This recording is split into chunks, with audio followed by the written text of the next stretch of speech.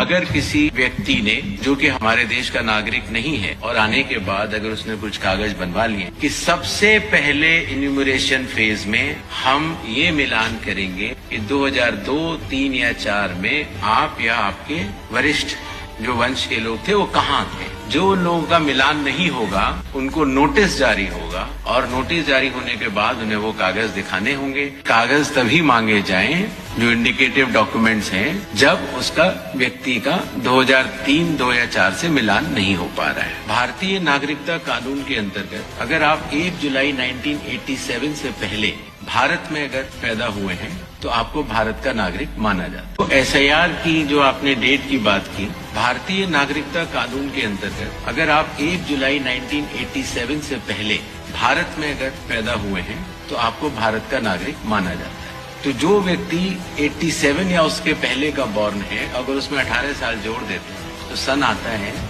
2003, 4 या 5। इसीलिए जिन लोगों का नाम 2003, 2 या 4 की मतदाता सूची में है, उसकी प्रोबेटिव वैल्यू, उसकी एविडेंशियरी वैल्यू कि वो नागरिक है, उसकी कोई जांच करने की आवश्यकता नहीं होती। इसीलिए जो पिछला एसआईआर हुआ था वो वाली तारीखें ली जाती है। कई बार अगर किसी व्यक्ति ने,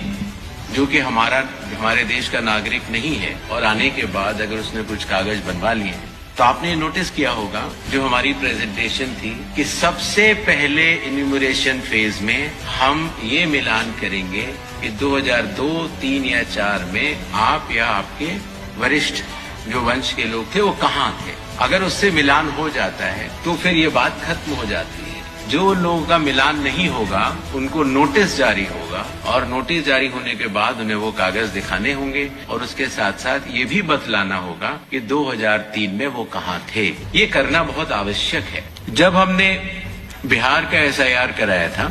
जब चुनाव आयोग ने उस पर 24 जून को अपने आदेश जारी किए, और उसके बाद इन्यूमरेशन फेज रही और क्लेम्स एंड ऑब्जेक्शंस की फेज रही, तो उसके क्रियान्वयन में ये पाया गया